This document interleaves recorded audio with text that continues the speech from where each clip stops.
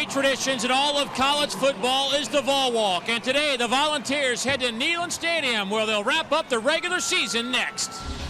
Tennessee is heading to their fourth SEC championship game, but before they get a chance to take on the undefeated Auburn Tigers next Saturday, they have to take care of some cats.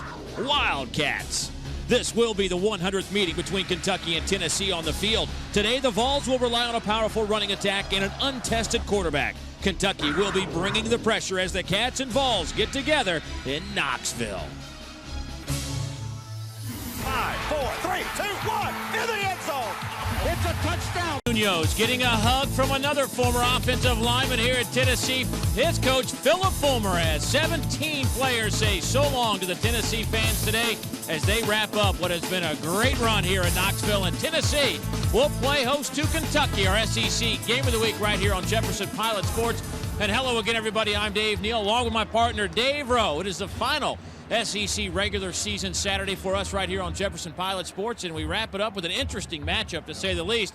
And Dave, let's start with this Tennessee football team. They won the SEC East. They will play in the title game next week against Auburn, but last week they showed us that if there's any question about their running game, you can just throw it all away because they look pretty solid. Amen. Dave, in all my years, I've seen a lot of great combinations, but I have never seen a combination of running backs at the same position complement each other like Cedric Houston and Gerald Riggs. Both of them headed towards 1,000 yards. One kind of gets tired, the other one comes right in. They don't change plays. They run at the same intensity. Wow. Yeah, they have a chance for that 1,000 yards, and if they can accomplish that feat, they'd be the first backs in UT history to have 1,000 yards each in a season. Well, not exactly the same story in Lexington this week. Some news came out on Monday that Ron Hudson, the offensive coordinator, has resigned effective immediately. So Rich Brooks, the head coach, has had to not only piecemeal some coordination and his staff together, he's tried to keep his team focused after a 2-8 start so far. Dave, how are they going to go about deciding what to run and how to run their offense? Well, it's going to be interesting to watch because they're going to go with co-coordinators. They've got Joker Phillips, the wide receiver coach. He's going to coach the passing game. Paul Dunn, the offensive line coach, will handle the running game. Rich Brooks, the head coach, will make the decisions on which play to run. Bottom line is quarterback Shane Boyd better have a good game if they want to have a chance today. Well, Dave, certainly there are some things that have to happen today. What are your Toyota keys to the game? Well, first of all, for visiting Kentucky, they have just got to go for broke, Dave. It's the last game of a disappointing season. Just let it ride, take some chances, relax, and see what happens. For Tennessee, run, and more run. Two tailbacks, each headed for 1,000 yards, a powerful offensive line that can dominate a defense. That's two ingredients that could lead to a lot of big yards. Well, Philip Fulmer and his staff said it was kind of a tough week for coaches because you have to make sure your team comes ready to play. You know, they captured the SEC East last week, and certainly not a lot to play for Tennessee as they eye the championship game next week against Auburn. But Rich Brooks says a lot of guys on his club playing for some playing time in 2005, and with a beat-up young roster, there will be opportunities for his Wildcats today to make their presence felt in terms of getting some of that time next year. Well, Tennessee won the toss. They defer, so Kentucky will receive the opening kickoff on a cool afternoon here at Neyland Stadium. Temperatures hovering right around the high 40s. Rain expected probably around halftime. And the 100th meeting between these two schools is underway as Will Hoyt's kick sails to the goal line where Drake Davis takes it. And Davis out to the 20, to the 25, to the 29-yard line. Nice return by Davis. Well, it's hard to believe this is our final weekend, but Buzz, you're looking sharp. After 14 tough weeks with us, you look good. Guys, happy holidays to you and yours and all those watching at home. Who are the All-Tel players that we're going to be watching today? Glenn Holt for Kentucky, Cedric Houston for Tennessee. Which one of these players do you think will have the most impact to vote? Use your All-Tel wireless phone and send a text message to the number on your screen with a letter of the player you choose, or visit jpsports.com to vote online. The voting results coming up for you in the second half, Dave. All right, thank you, Buzz. Raphael Little is your tailback, the true freshman. First play, though, through the air. Shane Boyd pass is complete to the fullback, Rock Johnson. He only gets maybe 2 yards on that play, 2.5. Well, here's our Chevy starting lineups this afternoon. Glenn Holt has had a solid season. Not a ton of yards, but, boy, he has got his hands around that football. You throw it his way, it will stick with number 4. That offensive line has, much like Tennessee, they've just kind of had to suck it up down the stretch here. They have been beat up. Matt McCutcheon, a guy that came to this program in the offseason, has kind of locked up that center spot. It was a big question mark for Kentucky, but he's played quite well this season. Little reverse. Here's Glenn Holt. He has a couple of blockers and a lot of green grass. Holt to the 40, down to the 35-yard line, and a little razzle-dazzle pays off for the Big Blue. Yeah, Dave, that's what you have to do when you're an underdog. You just have to take a deep breath and let it all ride. Good reverse right here, back against, look at the blue shirts bailing out to the right. Now turn back and pick up. They pick up a great one. Even the quarterback got a block. Holt there coming downfield, picks up several good big blocks. That's what you need, big plays when you're the underdog. A gain of 34 on the play for the junior. High formation, 1st and 10 at the 34. Pass caught far side, 28-yard line. Scott Mitchell on the reception, knocked out of bounds by Jonathan Wade.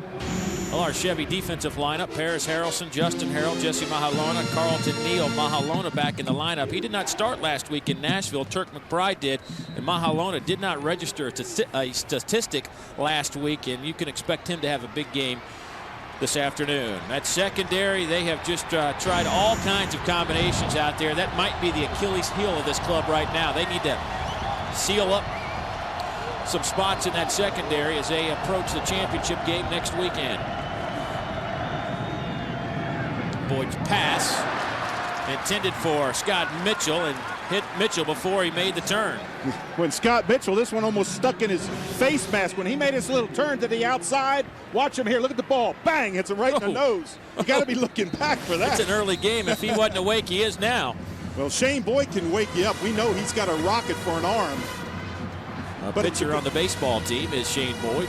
But Dave, a good start for Kentucky. They've moved the football. They've got some change. They got a little bit of life. They got to be a believer.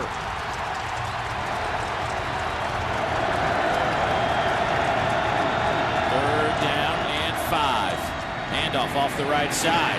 Little stood up at the 27-yard line and driven into the ground by Kevin Burnett. And that'll be a couple yards shy of the first down. I asked Kevin Burnett, number 2, I said, what do you like about playing this game? He said, I like to play right up in their face. I like to play at the end. I like to take on those offensive linemen. That young man, he is all over the field. You see that? 9.1 tackles per game. That's when you're at the ball. You're making a lot of tackles. Well, he had 90 total stops a year ago in 13 games, and after 10 games, he has 91, make that 92 after that last stop. 45-yard field goal on the way from Taylor Begley is good. Taylor Begley has a couple of 50-yarders this season, has plenty of leg and split the upright, so not a bad start for the Big Blue. On the road, they lead it 3-0 over the Tennessee Volunteers. Back after this. Napa Auto Care Centers by Chick-fil-A. By 100,000 on hand this afternoon here at Neyland Stadium. Some renovations due to the ballpark over the next decade or so. We'll actually lose a couple of thousand seats when they're all said and done, but I don't think we're going to miss them. I think there's enough seats in here to keep most people happy. Well, Kentucky opens up with a nice drive and puts a field goal on the board after a 45-yard field goal by Taylor Begley, but now Clint Ruth to kick it off. And down at the 1. Jonathan Hefney takes that over the 20 to the 22-yard line. That last Kentucky drive was highlighted by a nice 34-yard reverse to Glenn Holt that set up that field goal. And because they went 6 plays, 44 yards, and got the field goal, that means it's another successful drive. And $500 will be added to the SEC's education initiative, courtesy of Safe Auto Insurance Company. Call 1-800-SAFE-AUTO, and you too can be a successful driver.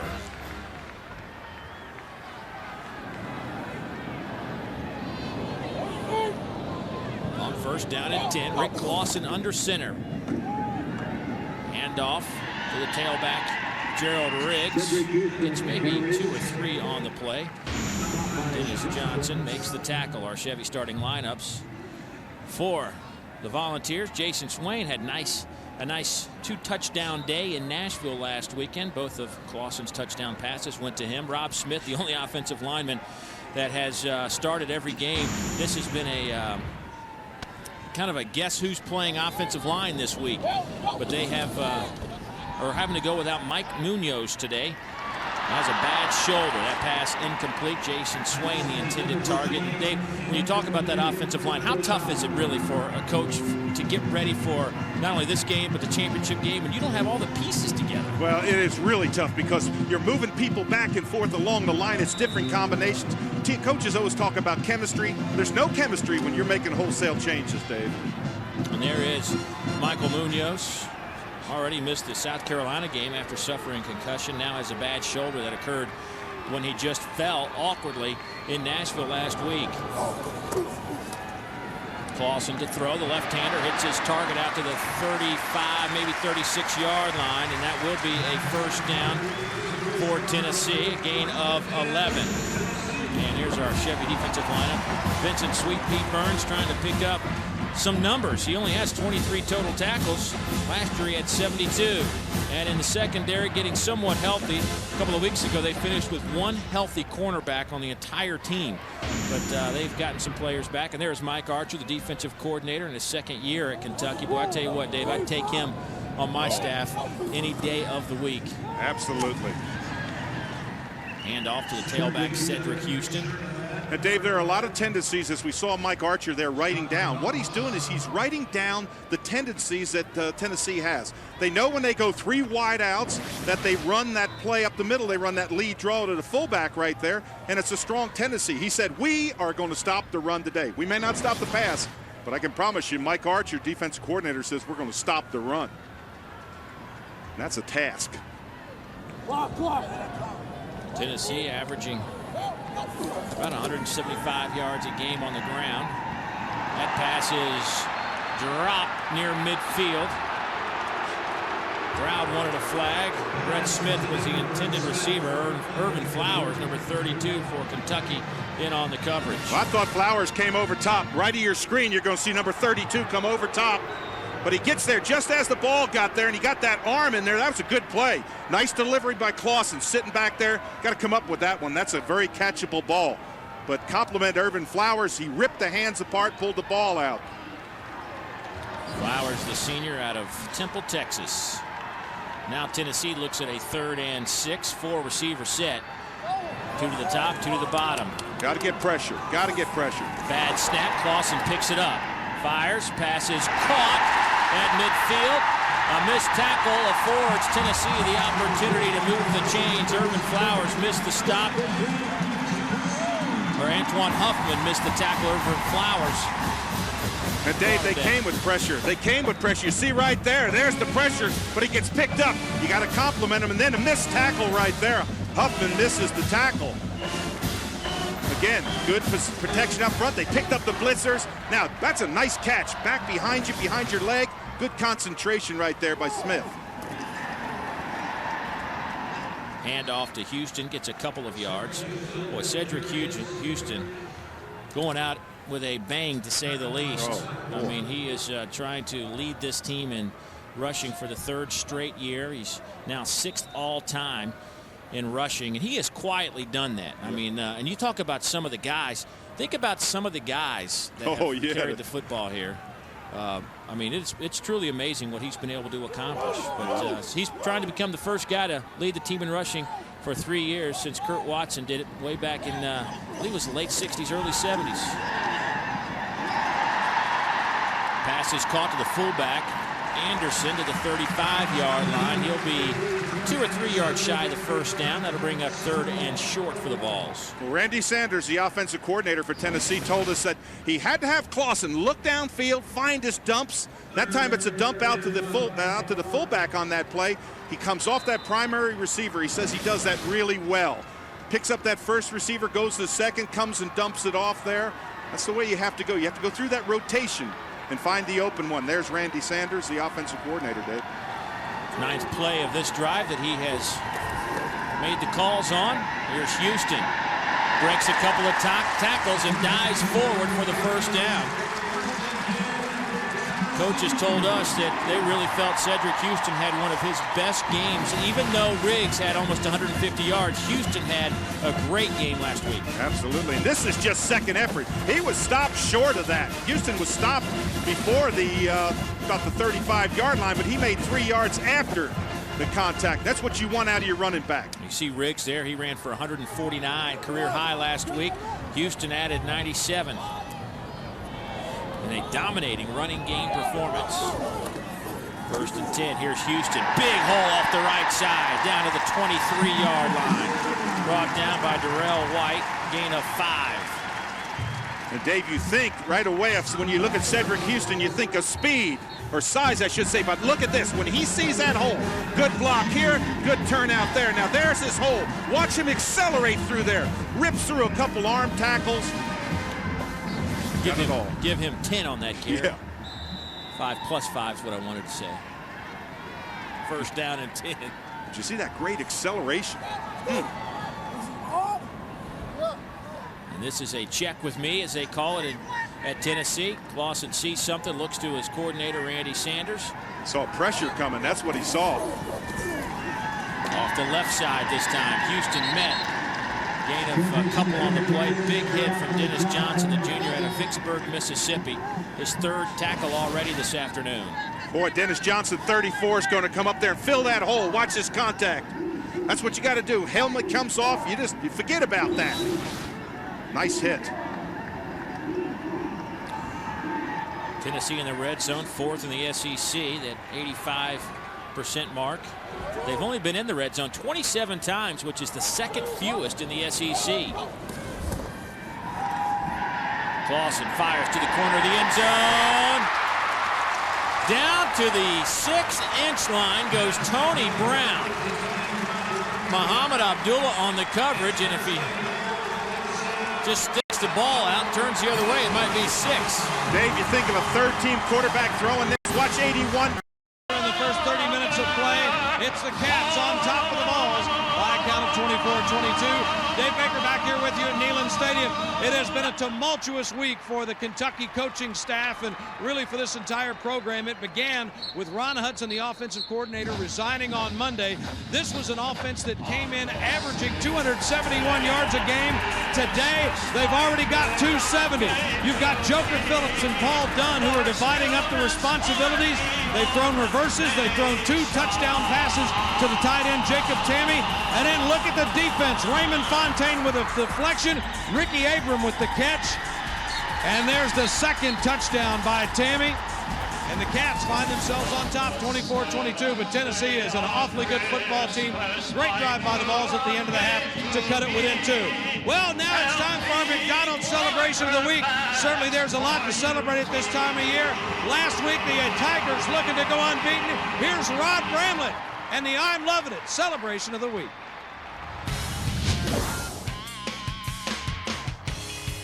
Will throw.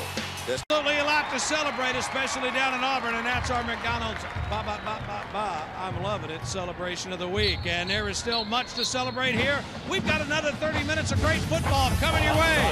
Kentucky on top of Tennessee by 2. SEC drive to the championship standings.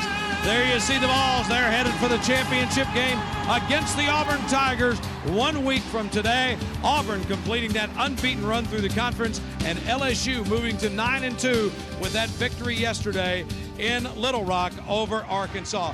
It has been a super year in the Southeastern Conference. It is a league filled with great playmakers, guys who can make the big play.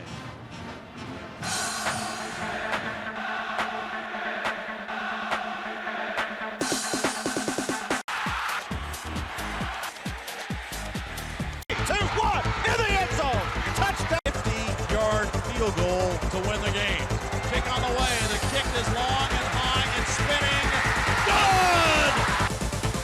Good! Weekend, we're thankful to you and yours for letting us bring you the great plays and great players. We're back with more right after this word from your local SEC station. SEC East title. The Vols D was led by Paris Harrelson, whose 2 sacks against the Commodores moved him into a tie for the SEC lead in sacks with 7.5. And that's our Sack of the Week, presented by Crystal. 24-22 is our halftime score. The Wildcats of Kentucky on top of the Volunteers of Tennessee. Folks, go to Yahoo Sports to see over 50 JP Sports SEC football and basketball games. Yahoo Sports also brings you live game audio each week for dozens of schools from every major conference. Listen to your favorite team's games all season long for only $4.95 per month with Yahoo Sports College Broadcast. Get it now at sports.yahoo.com. And, of course, the folks who got their Thanksgiving out of the way, who got their shopping done, they're saying Yahoo right now because they're seeing a great one as we kick it back upstairs to the guys who'll bring you the action, Dave Neal and Dave Rowe. It's been a good 30 minutes of football, fellas. Yeah, I think it's been pretty well played by both clubs offensively, and I'm really surprised at the way Kentucky has come out, losing their offensive coordinator on Monday, Ron Hudson, who resigned, Dave.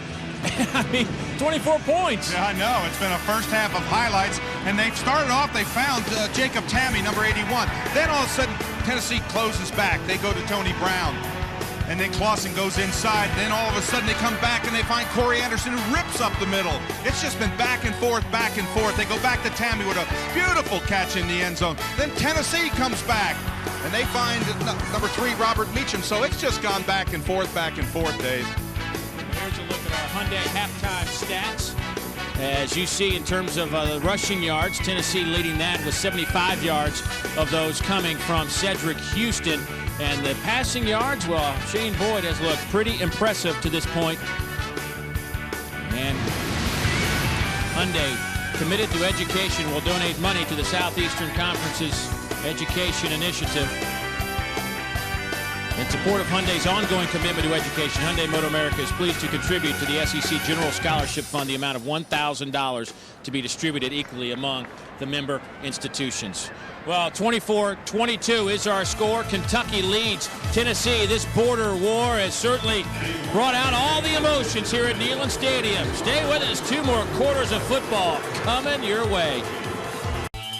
SEC football is being brought to you by... From third quarter football, 24-22. Moments ago, Dave Baker caught up with Philip Fulmer. Philip, we've seen you do it before, but a great drive to end the half. Yeah, it was a good drive to end the half. I'd like to have gotten the 2 points, but, you know, we've got to play better on defense, obviously, and slow them down. You talked about that uncertainty. Whatever we got to do. Yeah, you talked about that uncertainty yesterday, not knowing what they were going to do. It looks like a different offense. They've done a good job with it, you know, the whole thing. They're picking on us a little bit, some of the coverage things and stuff, and I think we've got some nice adjustments. We've got to hit the quarterback. We've got to get after the quarterback. Thanks, Philip. Best of luck second half. That's Philip Fulmer, Rob. All right, thank you, Buzz. Shane Boyd with a nice first half, 17 of 23, 188 yards, couple of touchdowns. Led the charges. And let's take another look at our all-top players to watch for today's game. And we talked about Glenn Holt leading the league, 47 receptions this year. Cedric Houston having another good game. And well, remember, SEC fans, visit texttowinmvp.com and see how you can enter for a chance to win $1 million simply by using your Alltel wireless phone. Houston 12 for 75. Holt 1 reception for 34 yards. Tennessee will return the second half kickoff. Well, this is where you make your adjustments, Dave. You've been in the locker room. You've just gotten your tail ripped for what you've done wrong. You haven't shown enthusiasm on defense.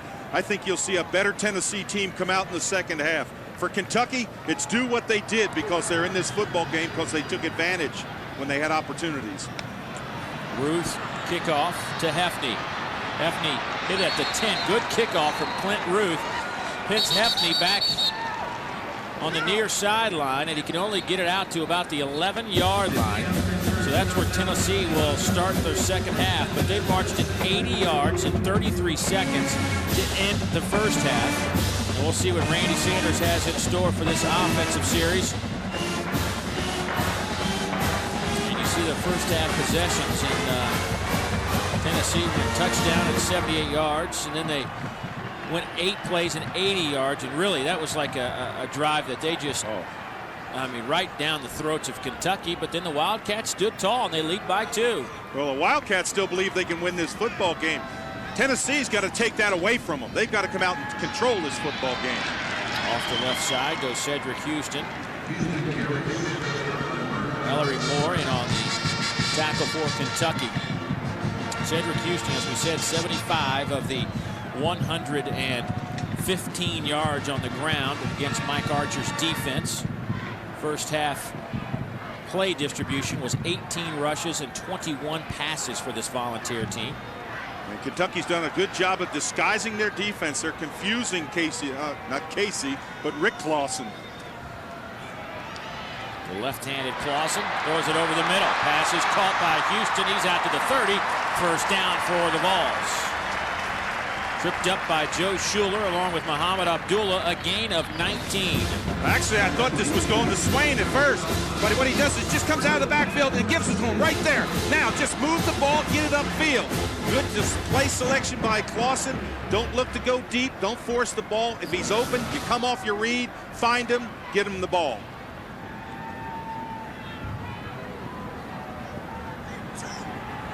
This is that audible off the line where he looks over to the sideline and actually looks at Randy Sanders, who signals it in. Here's Houston to the 31-yard line. Second down coming up. Well, earlier this week over in Columbia, South Carolina, and news around the country. And joining us right now is Dr. McGee of South Carolina. And, well, Doctor, first of all, congratulations on, I guess, picking up another Hall of Fame type coach. Explain to me the process, if you will, about how this went down and how you're able to land another Hall of Fame coach to follow in the footsteps of Lou Holtz. Well, first of all, Dave, it's good to be with you all, and you have quite a ball game going on. Yes, sir. The table for this to occur. We got the word from Coach that he was not going to continue after this year, and immediately set about. We had developed some contingency plans, and it was necessary to, we thought, move fairly quickly. And we're able to contact Coach Spurrier. Again, Coach Holtz was alert to what we were doing. The two of them talked. I thought that was very helpful. And Coach Spurrier liked what he saw and had the ability, because he was not in a particular situation at that point, was able to move rather quickly. Well, in terms of what Coach Spurrier will bring to the table, we all know about all his success down at the University of Florida, as that pass falls incomplete. But coming into South Carolina and the situation that is a considerable distance to go, but we all have confidence in that Coach Spurrier is a kind of coach that he has demonstrated. I mean, after all, we're talking about somebody who won the ACC championship during a 2-year period when he was a head coach at Duke. I happen to know what challenge that represents, having served there prior to that myself. But I just believe he is a proven winner, has a kind of immediate kind of rapport with football team. I also think that our recruiting will have an opportunity to even reach new heights with his recruiting and the staff that I think he will bring in, which will be outstanding. Yeah, I think a lot of people looking forward to that, as I think Tennessee picks up the first down on this third down play. They'll bring in the chains. And Coach, I go back to old days. Dr. McGee, Coach McGee. You got so many titles. Your resume needs to shorten up a little bit. Yeah. But talk to me about Lou Holtz and what his plans are for the future and what he meant to the South Carolina family. Well, it really is hard in words to fully appreciate what he has done. I mean, the obvious 2 Outback Bowl victories over Ohio State, 2 top 20 finishes, as I said. To many, the graduation rates were consistently high. We had the highest GPA on record for football here at Carolina. As I said, I believe he really did a terrific job, was supportive, felt like Coach Spurrier was a kind of coach that could take it from the broad foundation that he has set up to a championship caliber in the SEC. Well, the second down carry by Houston gets 4 on that. Trey Melch makes the tackle. But, as I guess last week when we all saw it, and Dr. McGee, it was a tough blow for South Carolina and Clemson in the respective leagues. But talk me through the the process after the fight with Clemson and how quickly you guys came to a decision that not going to a bowl game for both university was going to be reality. Well, we obviously consulted closely with the university administration and also with Mike Slive. I had talked to him early Sunday morning, and we were in communication throughout and over the process. Also talked to Terry Don Phillips to kind of get their perspective. It was obvious fairly quickly that we needed to move somewhat in conjunction with one another, and we're able to accomplish that. Well, Dr. McGee, let me just say thanks for joining us, and looks like you got the man you wanted, and looks like you're heading in the right direction, and good luck in the future with the football program, and now we enter hoop season and the rest of your sports. Thanks for joining us. Thank you, sir. A lot of excitement here at Carolina, and as always, we appreciate the great work both you Daves do. All right, thank you, Dr. McGee. Well, Cedric Houston is looks like Dave is taking this team on his shoulders right now. I think he's the man that they needed because he has really lit it up here. Running hard, yards after contact. You just keep on going to him. It takes a lot of pressure off of Clausen, but this is the way that you answer. You come out, drive the football, take control of that momentum again. Now, if you're Kentucky, you got to have somebody step up. You got to have something big happen, and it better happen fast because they're on the 8-yard line. It'll be 2nd down and goal from the 7.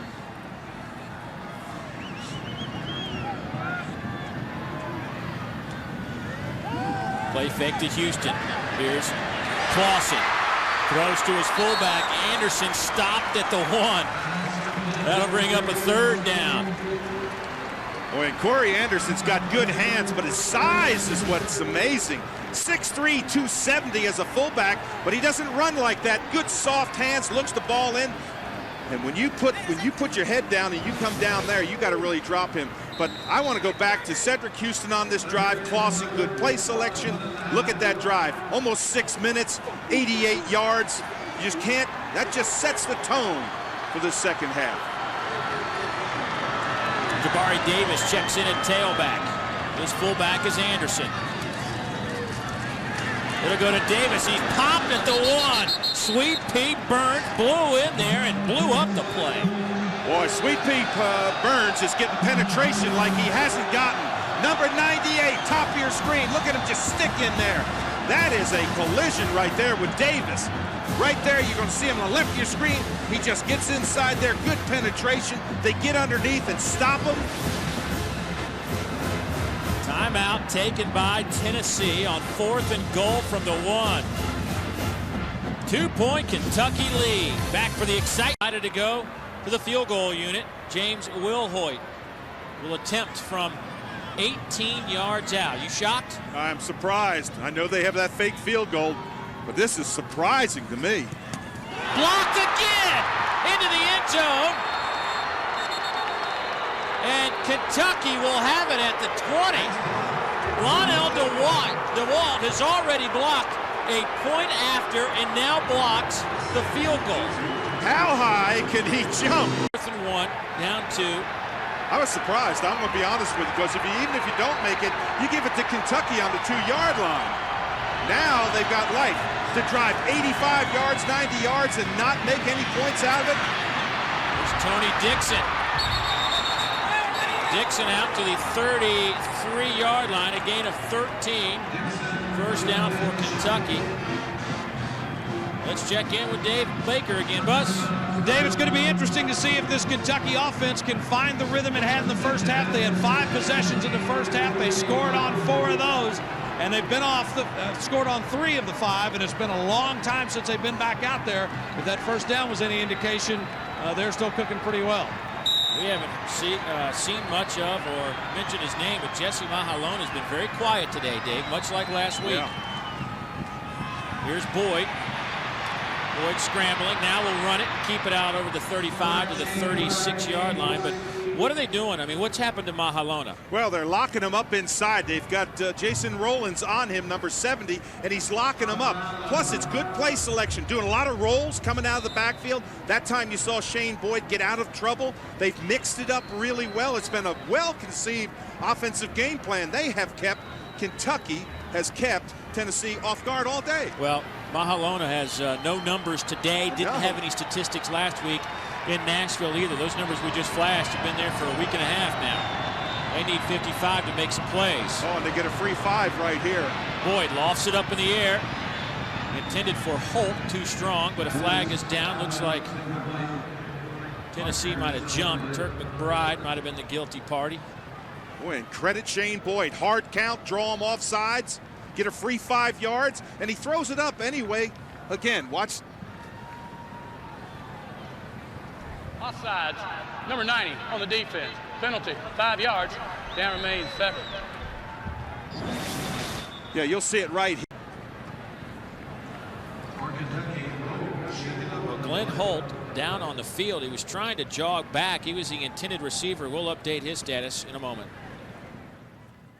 Looked like a cramp in the calf of Glenn Holt. He got up and jogged off to the sidelines, but as we are at Neyland Stadium, it's 2nd down and 2 for the Wildcats. Pass caught by Scott Mitchell as he got hit by Heffney. Nice grab by Mitchell, and that'll be good enough for the 1st down. And Dave, one of the things that Shane Boyd has taken advantage of is the set, the defensive set. The cornerbacks are setting so deep. He's throwing underneath them, getting the completion, moving it 5, 6, 7 yards on a completion. See if the cornerbacks don't make an adjustment. I know they're both just freshmen. Well, Fellows and Heffney are, but you got to come up sometimes and challenge a little bit. That little bit of that distance is a little bit longer than it needs to be. Play action in the pitch. It's a loose football that rolls out of bounds. It'll still be Kentucky football, but they lose 3 on the play. Well, they were fortunate this ball went out of bounds because it was a bad toss. Right here, you're going to see the bad toss down on the ground, and it just rolls out of bounds. Let's check in on the status of Glenn Holt. Buzz? Looked like a cramp, Dave, but a little more serious. Pulled hamstring. They're going to ice it, see if he can get back in. But on a day that's getting increasingly cooler, a pulled hamstring is not a good thing to try to fight through. It is a cold day, but we expected some rain. Still might get here, but so far, no precipitation. Boyd throws. Mitchell makes a man miss. Gets the 1st down with the 2nd effort. Scott Mitchell now, after that 15-yard pickup, is having a career day. Dave, 2 things make this play. You see the distance here. They got to take a little bit more chance. 7 receptions. It's a lot to a wideout. Mitchell came in with 21 receptions this season. You see the total offense. Shane Boyd wants a timeout. They had 12 men in the huddle, and they had to call a timeout, so they weren't penalized. So with 6:30 to go here in the 3rd quarter. There is Glenn Holt. They're working on his hamstring. Man has 48 catches this year. You want his hands on the field, but right now Kentucky will go without it. Quick handoff on the inside. Goes to Drake Davis. And Davis picks up possibly 9 on the play. I told you that's the play that I really like on that quick hitter. I remember as a defensive player how hard that is because the play gets to you before you can shed the block. John Chavis, he's pulling out his hair for Paul Dunn. He's saying, hey, it's worked. He writes it down. See if they don't come back when they need one of those plays. That's when you come back to him. You say, hey, that 34 quick handoff worked really well. Come back to it. Of course, Coach Dunn and Joker Phillips, the combination coordinators. Here's Boyd, little option, quick pitch. Little trying to catch the corner, does so. They were just shy of the 1st down, but he's with the 7-yard gain, picks it up, but a flag comes in late. Right in front of that Tennessee bench. Jason Allen might be hit with a late hit. Dead ball, personal foul. That's tacked on to the tail end, and for Philip Fulmer, You want them to be aggressive, but you don't want them to make hits outside of the box. After the play, personal foul. Number 18 on the defense. Penalty, half the distance to the goal. First down. This is the run. Good toss right there. Now Little just trying to get as many yards as he can. And right out there was the hit. I don't know if that was late or not. I mean, it wasn't anything vicious, but I will say he was out of bounds.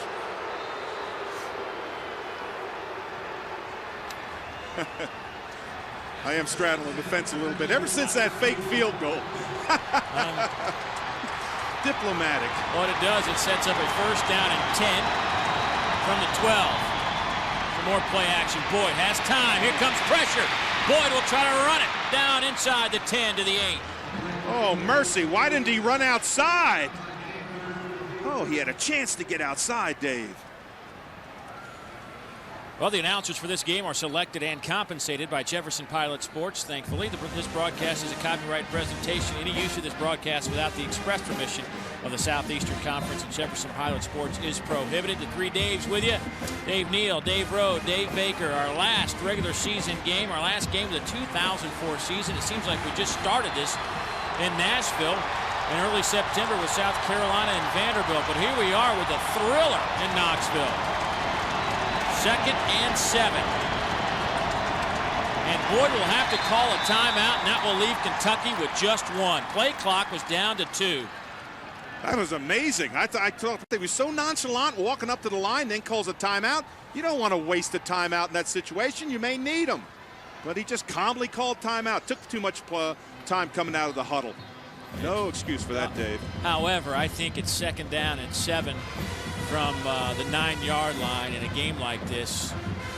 Don't take the chance. Oh, that's a good point, yes, because you just had the other team drive the length of the field and come up with nothing, so you've got to get a score out of here.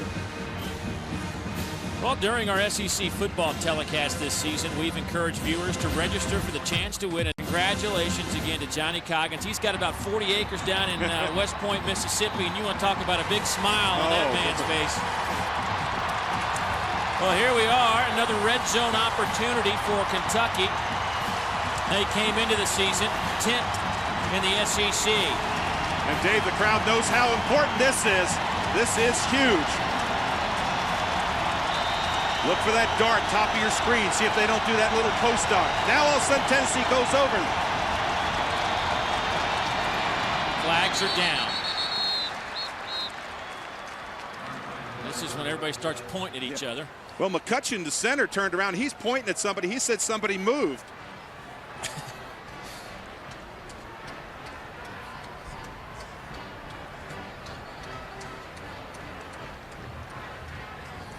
Ben Wagers will come over and announce the decision.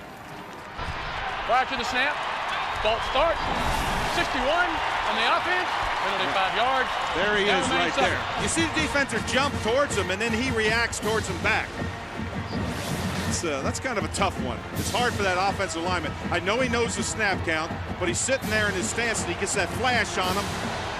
That's tough to hold. Now you've got big yardage, 2nd down and about 12, 14 yards to go. Now it changes. They can get a first down inside the 2. 9th play of this drive. Lonell DeWalt in the game. But Boyd with a quarterback draw. Boyd, nice move to the 5, falls forward to the 2. That'll be close to a first down. We'll see where a little chap last week in his defense. Woo! Well, you know how could games, be tough next week. How games go back and forth. Everything has gone Kentucky's way today. I mean, the penalties, the blocked kicks, that situation right there, under pressure, makes a first down. 2 tight ends in the game. High formation. Handoff goes to Beach. Nowhere to run. Ooh. Big orange wall.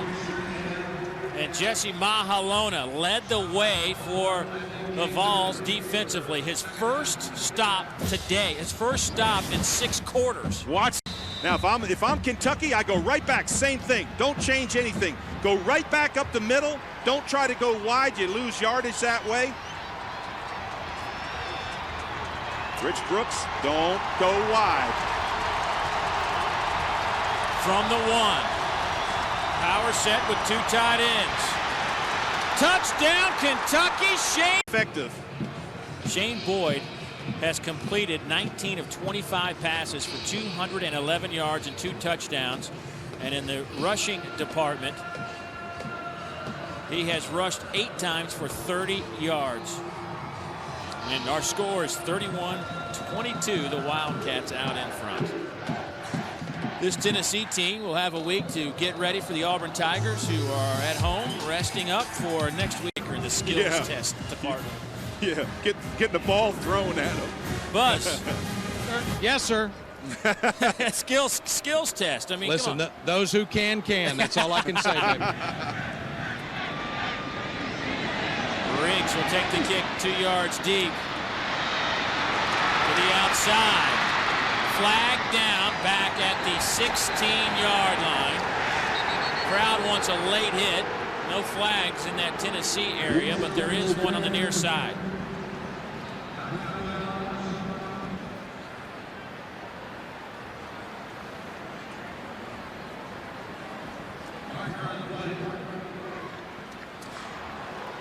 And it will go against Tennessee, so they'll back him up.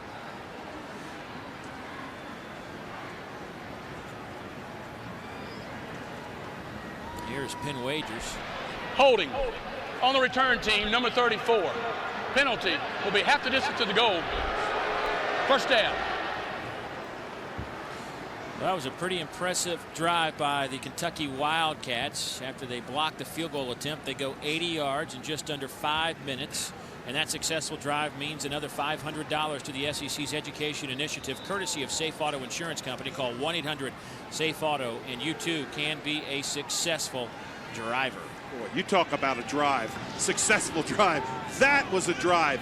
You allow Tennessee to drive the length of the field. They're going to take momentum back. You block it with a great defensive play. Then you have your offense come out and drive it back 80 yards. Just incredible, Dave.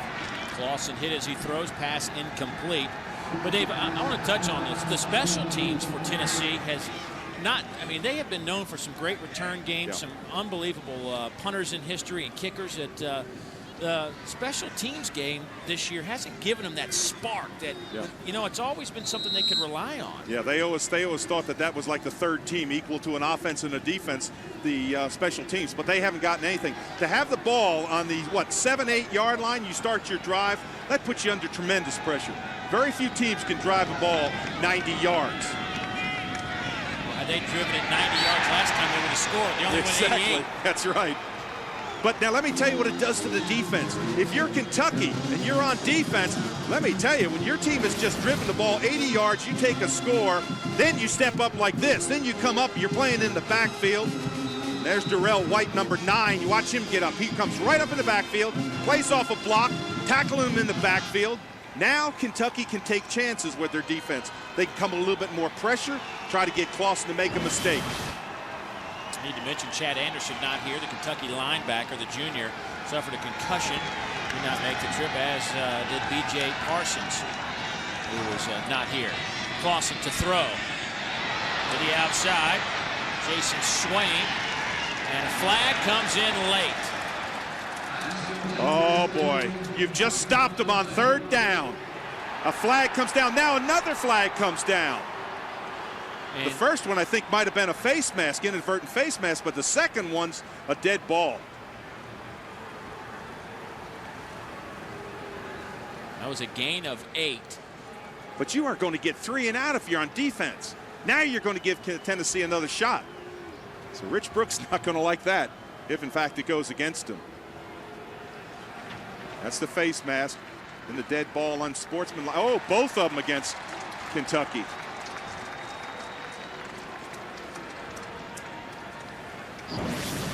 Let's see if we can see the inadvertent. There's the face mask. Good picture right there. Well, that wasn't much of a face mask. His hand was on the face mask, but. Face mask, 5 yards on the defensive back, will be a 5-yard penalty. Oh, okay. There wasn't a dead ball. Was there a dead ball penalty after the play is over? Unsportsmanlike conduct on the defense. Penalty, 15 yards. First down. Well, that takes the ball out to the 35-yard line. It was going to be 4th and 3. That is 10 penalties for 78 yards against Kentucky. Boy, that hurts. Yeah, and now see if Tennessee can capitalize on it. You've just gotten the break of the game to get you back in it. You've got the ball out on the 35-yard line. You were going to punt it. Now what are you going to do with it? They line up in the eye. And check off once again. Look to the sidelines and Randy Sanders. Yeah, they come out and actually set the line. See what the defense is going to do and look over, Dave. Houston gets a couple on the carry. It certainly has gotten cooler in this building since kickoff. And for more on the conditions, let's check in with Buzz. Yeah, Dave, the other thing that's happened, too, is there were showers forecast for late in the day here in the Knoxville area. That rain has started to fall. It is a light drizzle right now, but it is cool. It has gotten windier, and that rain feels like it's probably about 20 degrees colder than it really is. It's going to affect ball handling for sure here down the stretch. Thanks, Buzz. And Clausen will throw it. Incomplete at midfield, intended for Jason Swain. Irvin Flowers on the coverage. Well, in SEC football action today, the battle for the Golden Egg. Ole Miss out in front of the Bulldogs 10-3, and a final. Maryland beats Wake Forest 13-7, and a good one going on. Virginia and Virginia Tech. There's NC State over East Carolina in the third, and Boston College trailing Syracuse. There's a chance there could be a four-way tie in the Big East. Yeah. And Memphis, South Florida, that is a final. Aaron's scoreboard. Here's 3rd down and 7 now for the Vols. 3-man front. And look like movement. Play on, and the pass is caught at the 45. Brett Smith makes the catch. That'll be a 1st down. Gain of 18. And Dave, 2 things on the play. First of all, a mistake by Sweet Pea Burns, number 98. He jumps off sides, but then he stops. If you jump off sides and you're that far off sides, you go get the quarterback. You don't allow the quarterback to have a free play. He jumps off. Now look, he just stops. See him there? He just stops. Now he hustles up. But credit Clausen. Continued through the play, and he picks up a big chunk right here. Finds his wide receiver right there. Picks up a chunky yardage. Heads up play by him. Boy, it is quiet in this building. I know. 100,000 here, and you can hear a beep. Houston off the right guard. 9, maybe 10. Summerall hangs on to bring him down.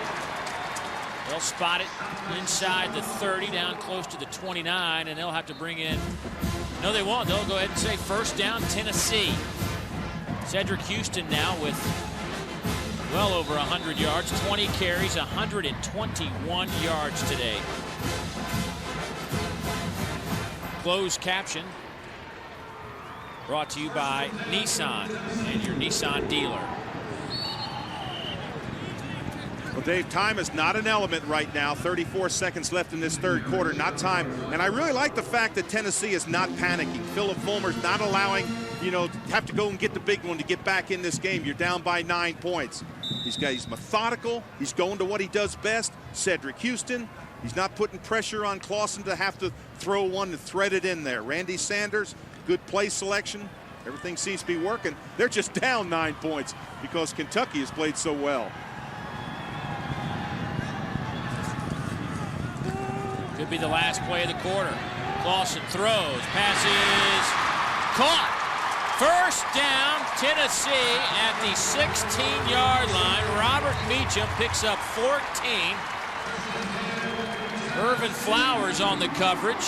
That's the 4th catch today for Meacham. And that is the end of the 3rd quarter as Tennessee is knocking on the door. Your eyes do not deceive you. 31-22 as we head to the 4th quarter. Kentucky leading Tennessee. Kentucky hasn't won in this series in 20 years. It's been a while, but they lead right now. But Tennessee knocking on the door. 10th play of this drive coming up. They're looking at a 1st down and 10. Ball sits at the 16. Cedric Houston is your tailback. 4-receiver set. Rick Clausen in at quarterback. 19 of 31 today for 274 yards. They'll hand it off right side. Houston spins out of trouble and dropped for a 2-yard loss. Sweet Pete Burns has showed up to play big time today. Absolutely. This is the Sweet Pea Burns that we're used to it. Burns is going to come down the line and make Houston know where to go. And you see Burns coming down the line, reacting right there. And look, he doesn't miss the tackle. A lot of times Houston will run out of that tackle. Well, he had 18 tackles for loss last year, but so far Cedric Houston has been the man for this Tennessee team with 120 yards on the ground, Dave. He is playing inspired football. Absolutely. Breaking tackles. You got to love his play. I'll tell you right now, 5.5 yards average.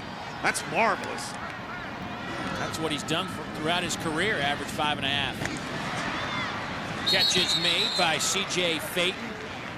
Tackle made by Joe Schuler. But back to Cedric Houston for a moment. That's his 10th 100-yard game in his career. And last week he had 97 yards, just shy of that with 3 touchdowns. And well, the coaches, we talked to Philip Fulmer about Cedric Houston because it was about this time a year ago that people were wondering, where'd Cedric go? Yeah. Well, not this year. It's because he's healthy. Yeah, exactly. And you can't believe what those nagging little injuries do to you. You miss a step here and there. Boy, for Philip Fulmer, there's not a bigger down than this. He does not want to kick a field goal. An extra point blocked, a field goal block today already. Lawson, little cutback.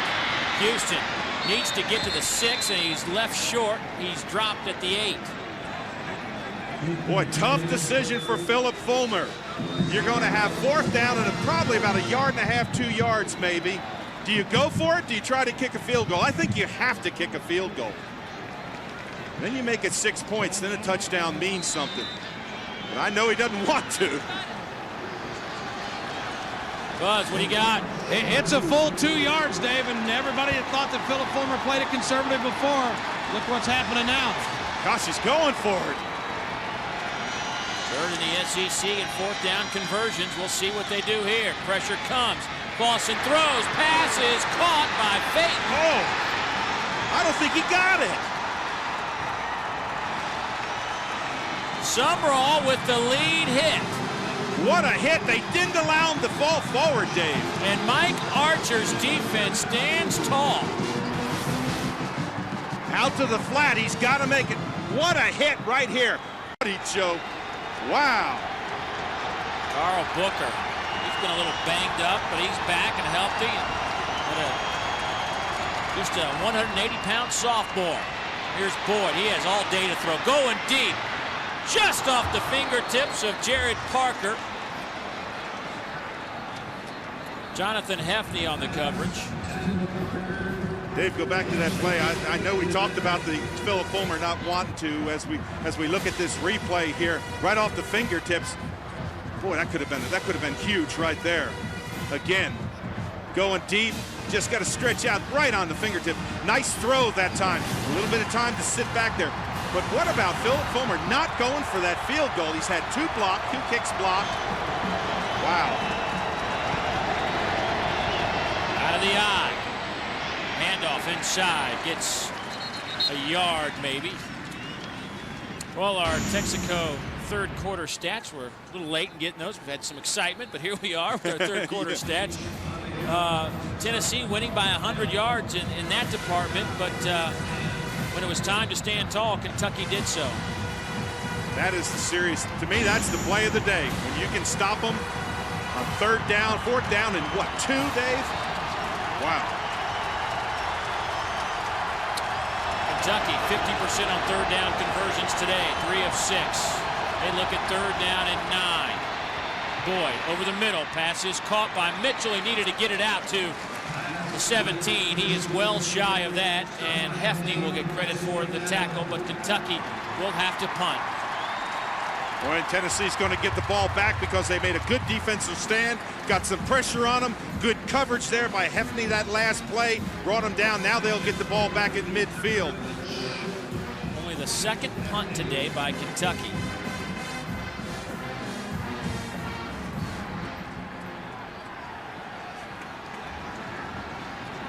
Zakurovich to punt it away. And if you ever needed a big one, you need it right now if you're Kentucky. Heffney back to return. Snap is good and the kick is good. A booming spiral that sends Heffney back to the 37 and knocked down at the 35. Drake Davis was hit with his third special teams tackle, a 50-yard kick, a loss of 2 on the play. The 102,000 showed up today here in Neyland Stadium. Some of them are somewhat shocked, and the 2,000 or 3,000 Kentucky fans that are here made quite a bit of noise. Looks like a little double pass. Phaeton going deep.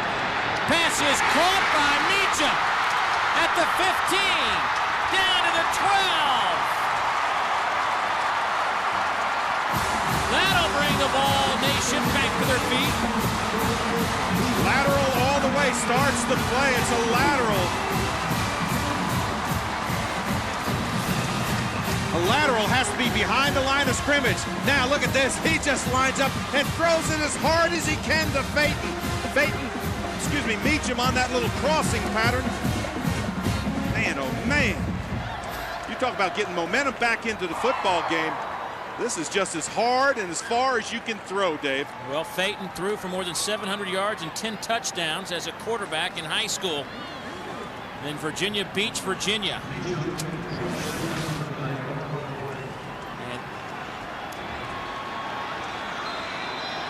Well, the last 2 drives, they have been in the same spot, and you see a couple of goose eggs to show for it. A blocked field goal, they didn't convert on 4th down.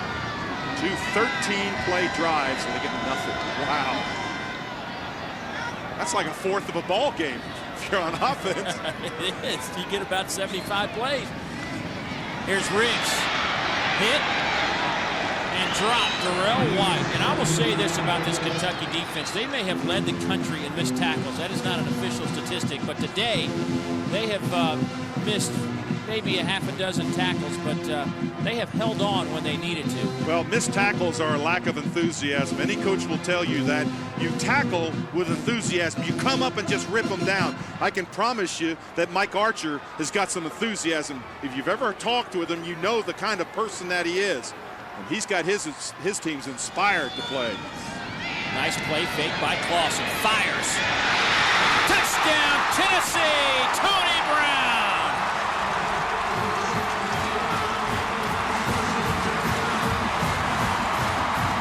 Talk about getting back in the football game.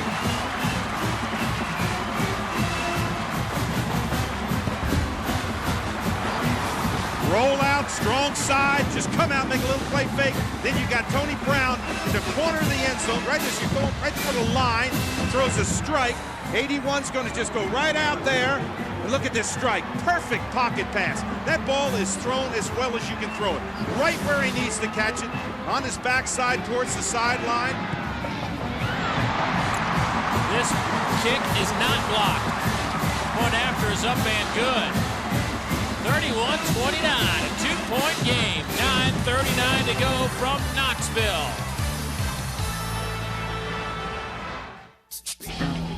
You would drink. Time to do some push-ups. Tennessee pulls within 2, 9:39 to go in the contest. The Vols will kick it off and turn it over to their defense, which has been stymied somewhat by this Kentucky offense. Short kick that will fall at the 19. On the run, Raphael Little out over the 40, still on his feet to the 45 and the 46-yard line. Another nifty return. Jason Allen finally brings him down.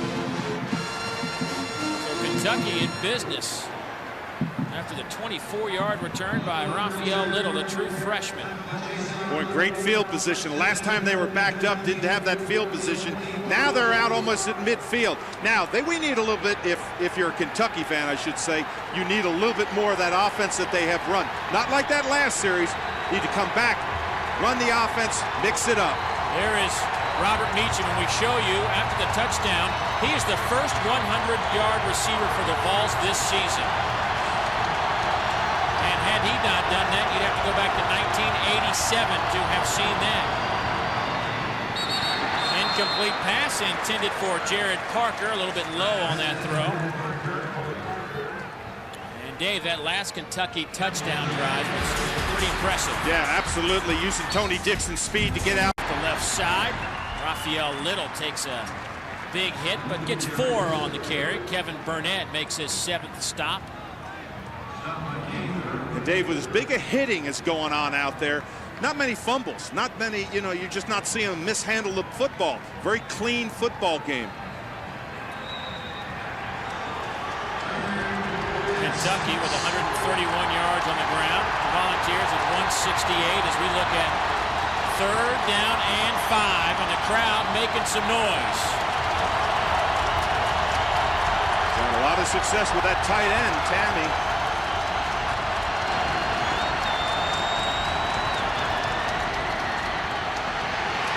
Boyd dropped at the 37. First sack of the day for the Volunteer defense. It's Carlton Neal, his 3rd of the season. Boy, it was a long developing play, and it gave Neal great time to come around the horn and get in. Top of your screen, number 46, all the way around the outside. Good rip move right there.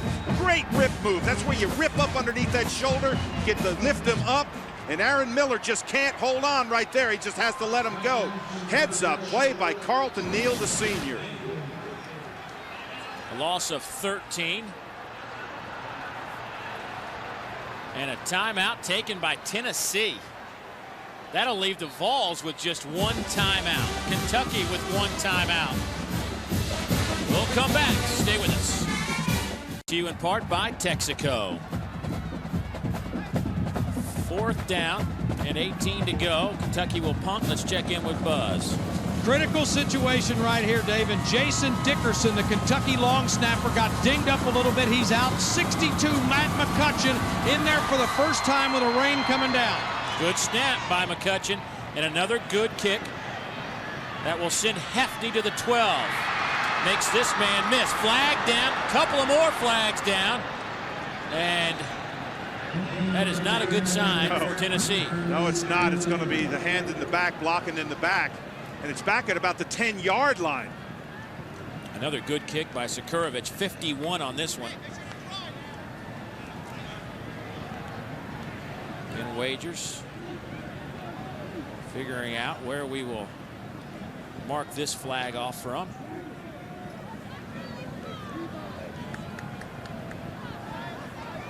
Well, they need to put it on the 12. See, that way they can drive 88 yards again, because Tennessee has driven 88 yards and got nothing out of it.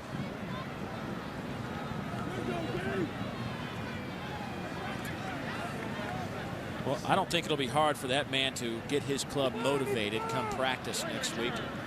Number 18 on the receiving team, blocking the back, penalty, half the distance to the goal. 1st down. They will mark it inside the 5-yard line. There's the call right there, the hit in the back. See, that was clearly he had beaten him. I didn't see the second one. There's Jason Allen on that play, Dave. Boy, this is tough. You're a 13 quarterback, and you've got to come in and drive 94 yards and get a score. He will throw from the end zone. Long out pattern caught by Meacham, whose numbers go up and up. Dave, how was he so wide open? Well, the cornerback turned and ran on the tail end of the pattern. He gave him a fake deep. Right of your screen. Look at the time Clausen has to stand back there. And all of a sudden, what Meacham did is gave him that little fake long. Look at the close. There's the corner right there. 32, that's Flowers. He was about 8-9 yards off. He thought he was going deep. You can't guess. You got to play your keys. 27-yard pickup. Well, what is your key? Your key is that you come up and play with them man-to-man. If you're out there in the corner like they are right now, that's man-to-man coverage at the top of your screen. Same thing down here at the bottom. Man-to-man coverage. You got to cover them. Riggs gets maybe 5 on the play. Muhammad Abdullah with the tackle. Well, football fans, register for your chance to win $1 million in the Bell South Kick for $1 Million contest. One lucky family will be given the opportunity to kick for $1 million during halftime of the 2004 Chick-fil-A Peach Bowl. Log on to jpsports.com to register and then start practicing your field goals. Bell South listening, answering. The drizzle continues here at Neyland Stadium. Handoff goes to Riggs, and if he got to the 39, it'll be good enough for a 1st down. It'll be real close to that first down marker. Joe Schuler with the stop. When you start talking about a wet ball, the texture of the ball changes a little bit. Riggs hasn't been in there as much as Houston. He's certainly a capable back. You see him wipe that visor off. Wants to make sure he gets that hand off. You stick that ball in there. Make sure he has a tough hand. Don't want to fumble in this situation. But you got a lot of time, 6:54.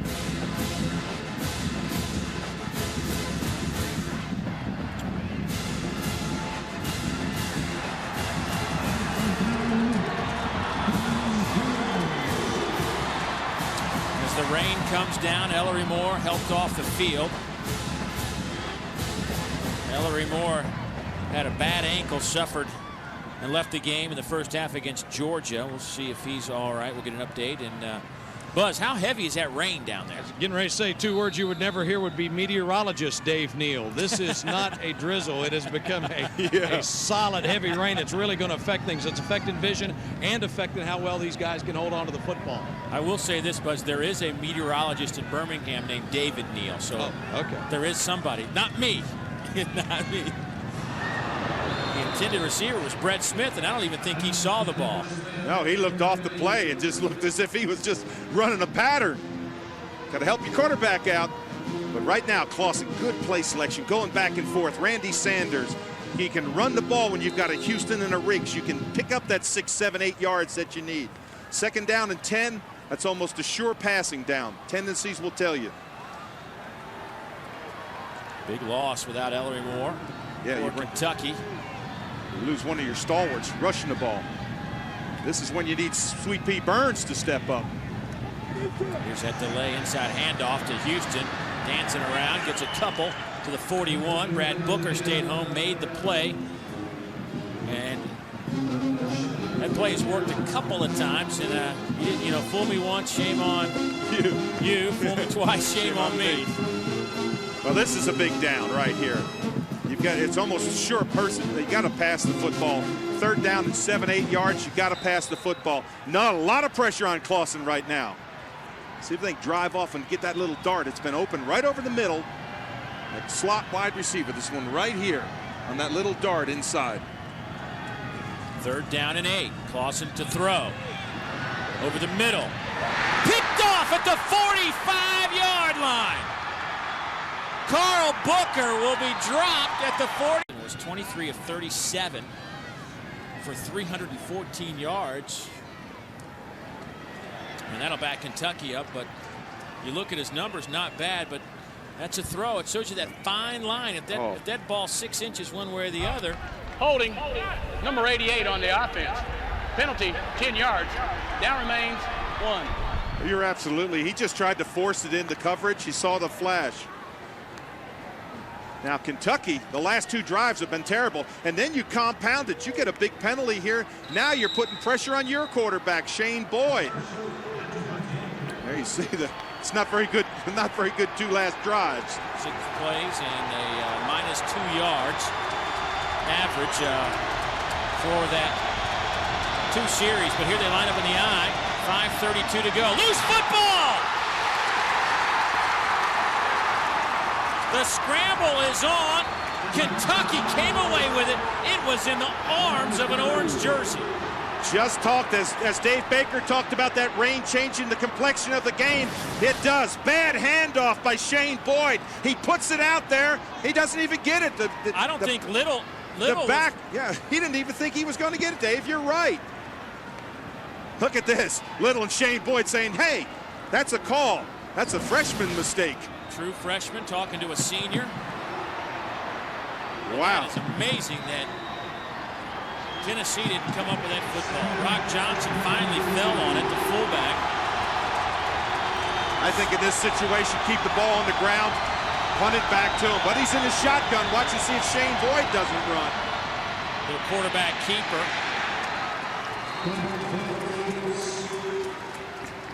Now you're looking at 3rd down and 20 or so.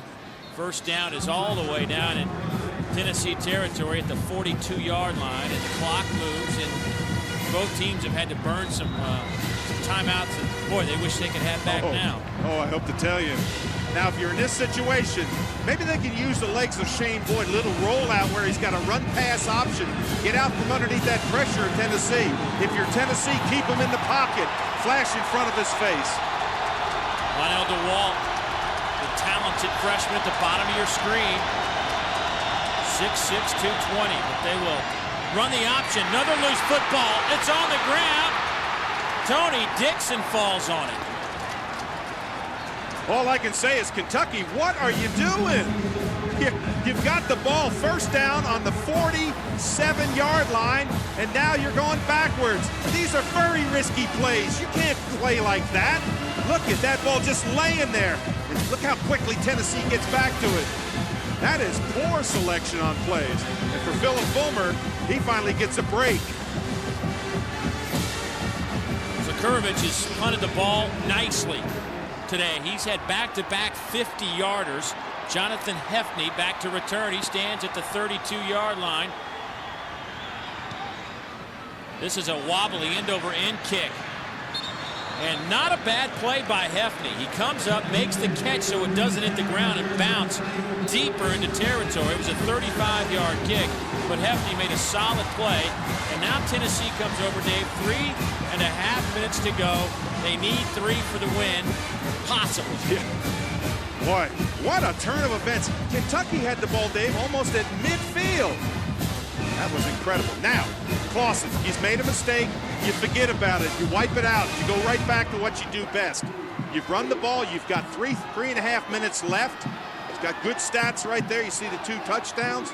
Once again, 2 interception game, though. Yeah, but you forget about them in this situation. He needs 60 yards. Their best starting field position this half is right now. Gerald Riggs makes a man miss. Riggs popped out of bounds at the 45-yard line. Oh, when you're a backer and you've got that kind of coverage, you have got to make that tackle. You've got to come out there. This is just a little dump to the outside. Joe Schuler's got him, right? No, he allows him to outrun him. You've got to get to the outside. You can't let somebody with that kind of speed. Look at the yardage they picked up already, Dave. Gain of 14. Ellery Moore checks back in. He left. He was injured a couple of series ago. Well, first down and 10. Clock's at 3:23. Clausen over the middle. Knocked out of there. Intended for C.J. Phaeton. Summerall on the coverage. Boy, and Summerall was almost on his back, just like a glove. Stuck that hand in there and ripped the ball out. 44, watch him right there. Go across. He picks him up right here. Look at this, right on the back, gets the hand in there. Ooh, that might have been a little bit early. And the fans look up and see it on the screen and go, they let you know what they thought. What'd you think? I thought he had his hand on him. I did. I'm a defensive player. I'm tired of you sitting on the fence. I'm not sitting on the fence anymore. 3:18 to go. Clock stopped with the incomplete pass. If you ever needed Sweet Pea Burns, you need him now. Here's the handoff. Goes to Riggs. Gain of 5 on the play. Riggs 7 carries. 8 carries now for 36 yards today. Aaron's scoreboard updates you in the third quarter. Low scoring affair. Ole Miss and Mississippi State. Maryland beats Wake. Virginia Tech in the fourth, up by 2 touchdowns. NC State putting it on East Carolina. And how about that? Syracuse causing havoc in the Big East. Iowa State needs a win. That's in the fourth quarter if they want to play in the Big 12 title game. What a mess this last weekend could be. Here comes Kentucky. They're bringing pressure. Clausen to throw. Pass is caught. That's Phaeton knocked out of bounds. They'll spot it at the 34-yard line. And that will be a first down. And Dave, credit Clausen again. Good play selection. Safe pass on the dart coming across the field. Safe pass, not going to be intercepted. And he's not panicked. 2:30 left. He knows what he has to do. I got to tell you, if I'm Philip Fulmer, I want this thing in the end zone. I don't want to have to attempt any kind of kick. Not today. On 1st and 10, 4 receivers. He's got to hurry. Play clock down to 3. They get the snap off. Quick hitter. Down to the 20-yard line goes Tony Brown, a gain of 13. And that'll bring up another first down. Boy, missed tackle here. No pressure on the quarterback for Kentucky. Look at this. They bring some pressure, but it gets picked up right there. You can't leave that slot wide open. Missed tackle there. 6, 7, 8 yards after the tackle. Kentucky just sitting back now. You've got to be aggressive. You got to come after them. If you're Tennessee, just keep doing what you're doing. And remember that you always have Cedric Houston back there. Traditional 3-4 look from the Wildcats. Clausen keeps it. Takes it to the 16-yard line. Darrell White stayed at home and made the play defensively. The clock will now move under 2 minutes to go. Boy, if this comes down to a field goal, you're going to hear 100,000 people gasp. Well, Kentucky hasn't won in this series since 1984. They won it 17-12. And the 100th meeting of these two schools coming down to the wire. Play clock at 5 as Clausen makes an audible. And he gets it off. Here's Riggs around the right side. Riggs down to the 11.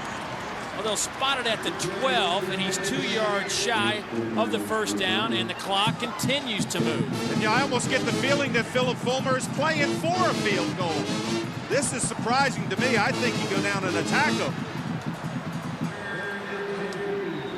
They have one timeout remaining. Both teams with just one timeout. And the clock now goes under a minute. It's the 8th play of this drive.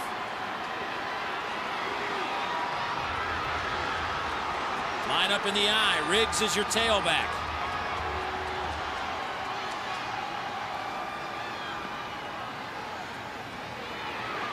First down, touchdown!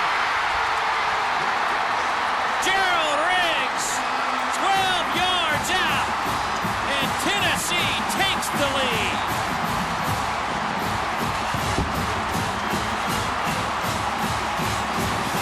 Just about untouched. This play has worked so well for him. He avoids one person, just darts back in there. It was Booker who flashed on him. And Mike Archer just says, oh no, look what's happened. You can see the distraught on his face. But I almost got the feeling that Philip Fulmer was playing for that field goal. But he doesn't have to worry about it now. Tennessee takes their final timeout. That's Tennessee's first lead since it was 7-3 in the first quarter.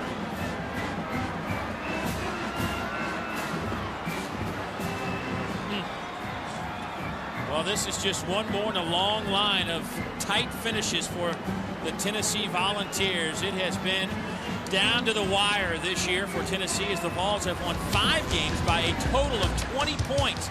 They beat number 11 Florida 30-28 on a 50-yard field goal by Will Hoyt with 6 seconds left in that one.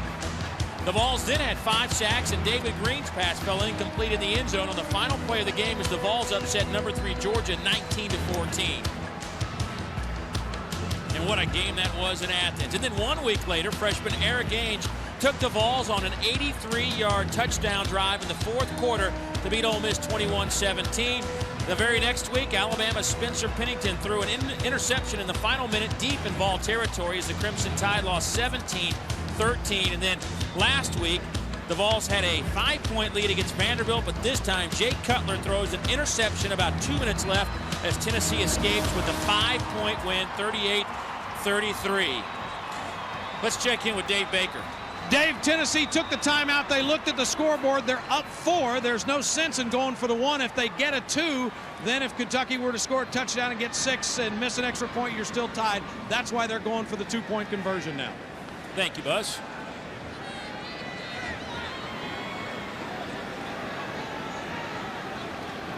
A handoff. Goes to Riggs. He's in there. Excuse me, Houston for the 2-point conversion. And that makes it 37-31. We will come back for the final 38 seconds after this. Ooh, look. Dear Dear Prilosec OTC guys, 1 pill a day, 24 hours, 0 heartburn? How's that work? Signed, the frequent heartburn guy next to you. Whoa. Here's how. It's the only OTC that directly shuts down lots of those acid-producing pumps in your stomach. That's why it's the only OTC that can work for 24 hours with 1 pill a day. Awesome. Prilosec OTC. 1 pill a day, 24 hours, 0 heartburn.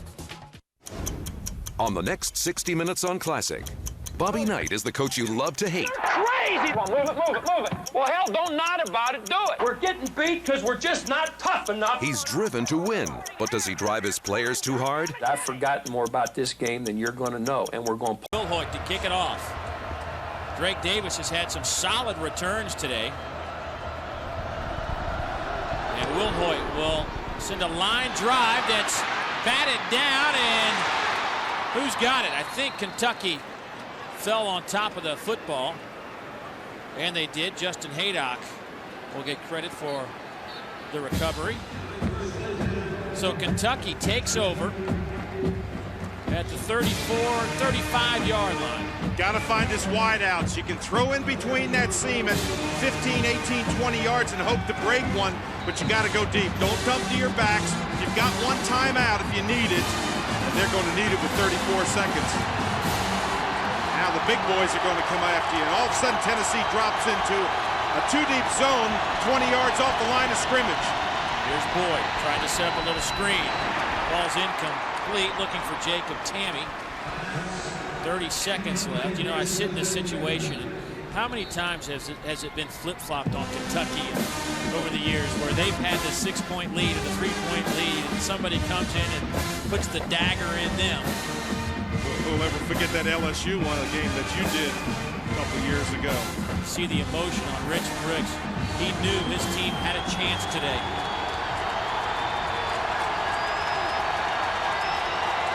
Three-man front. Tammy in motion. Setting it up again, and why it's not working is because they're coming right down his throat. The big guys, Harrelson at 6'2", 6'3", got those hands up. McBride, he's 6'4", they got the hands up, and he's trying to dump the ball over top of them. You either got to throw through them or lob it. I'm just surprised. You got to go downfield. That's a little screenplay. That might get you 15, 20 yards, but you need 50, 60 yards. You got to break one. Go deep. I think if, they're thinking is if we can get 15 or 20, 2 pops in a row, next thing you know, we're standing at the 30-yard line with a couple of good looks at the end zone. Boyd's pass. Incomplete. It hit Maurice Marchment right in the numbers, and he just flat out dropped it. And you know what's amazing? He had about 20 yards. Look at this pass. Well-thrown ball, and he just drops it. A lot of time right here. Had nobody around him. All he could do, he just was going to step out of bounds, pick up 20 yards, have another chance. Now they sit on 4th down. This is it. Literally for the season for Kentucky. Tennessee plays another day. The Wildcats will wait till 2005 unless they can convert here. Boyd being chased. Has a lot of time. Throws. Intercepted. Corey Campbell, the sophomore, with his 3rd interception of the year. And Tennessee survives for the 2nd consecutive Saturday.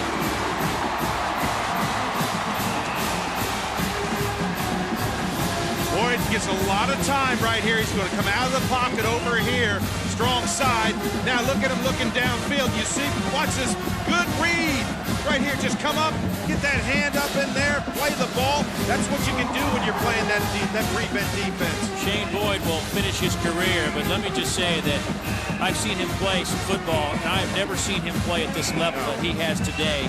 He'll finish 20 of 32 for 218 yards, but Shane Boyd played his heart out today, as did a lot of the men in the white jerseys today. What a football game, Dave Rowe, to wrap it up.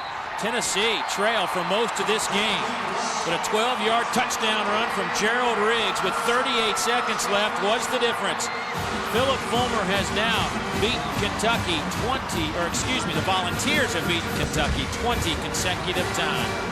37-31 is our final. We will come back to Neyland Stadium, have more. Stay with us on JP Sports.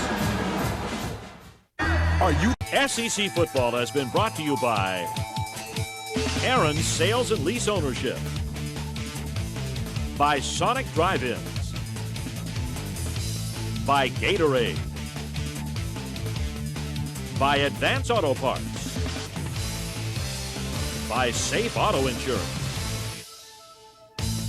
by Regions Bank, and by Chevrolet.